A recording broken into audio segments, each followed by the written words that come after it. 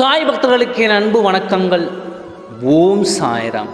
என் அன்பு குழந்தையே, உன்னிடம் நான் இருக்கிறேன் என்பதை வெளிப்படையாக காட்ட வேண்டும் என்று நான் ஒரு காரியத்தை கையில் எடுத்து இருக்கிறேன்.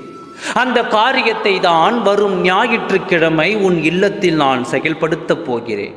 அது என்ன காரியம், எப்படிப்பட்ட காரியம் என்று உன்னிடம் நான் தெரிவிக்கிறேன். பொறுமையாக கேட்டால் எல்லாம் தெளிவாக புரியும். அவசரப்பட்டு பாதியில் விட்டுவிடாதே. உன் சாயப்பா உனக்காக பேசிக்கொண்டிருக்கிறேன். நீ மட்டுமல்லாமல் உன்னை சுற்றி இருக்கும் உன் இல்லத்தில் இருப்பவர்களும் உன்னை பார்த்து வேதனை அடைந்து கொண்டிருக்கிறார்கள். எதனால் இத்தனை குழப்பத்தோடு இருக்கிறாய்? எப்பொழுதும் சீர்த்த முகம் இல்லாமல் எதையோ நினைத்து நீ வருந்தி கொண்டிருக்கிறாய். என்றும் அவர்கள் உன்னை நினைத்து வேதனைப்பட்டு கொண்டிருக்கிறார்கள். உலகத்திலேயே உன் வாழ்க்கையில்தான் பிரச்சனை என்று நீ நினைத்திருக்கிறாய். பிரச்சனைகள் இல்லாத வாழ்க்கையும் இல்லை, பிரச்சனை இல்லாவிட்டால் மனிதனும் இல்லை. ஒவ்வொரு பிரச்சனை வந்து முடியும் பொழுது ஒரு வாழ்க்கை பாடத்தை நீ கற்று இருப்பாய். அந்த வாழ்க்கை பாடம் உனக்கு வெற்றி படிக்கட்டாக இருக்கும். ஒவ்வொரு தோல்வியும் வருகிறது என்று மனம் வாடிவிடக்கூடாது.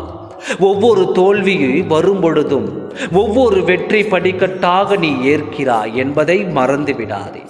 வேதனையோடு எப்பொழுதும் இருப்பதை விட்டுவிட்டு அதற்கு என்ன செய்யலாம் என்று யோசித்து முயற்சி எடுத்தால்தான் அந்த முயற்சி உறுதுணையாகி உன்னுடன் இருந்து அதை வாழ்க்கையில் வெற்றியாக நான் தருவேன்.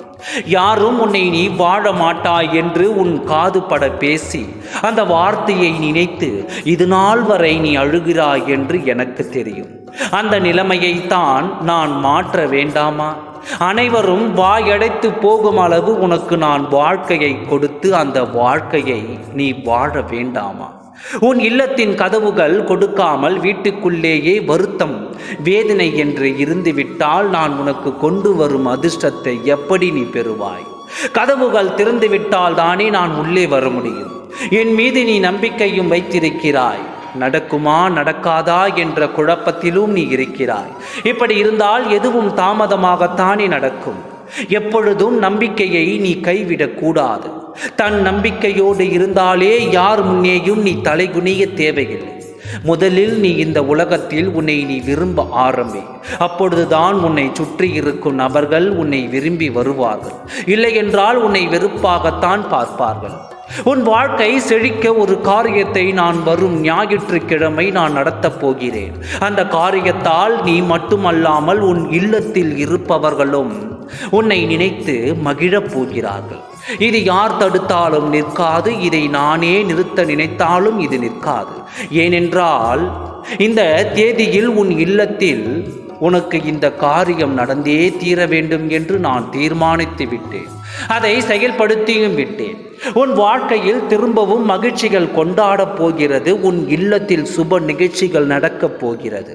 யாரும் கண்டிராத அளவு உன் இல்லத்தில் மகிழ்ச்சிகள் பெருக்கெடுத்து ஓடப் போகிறது.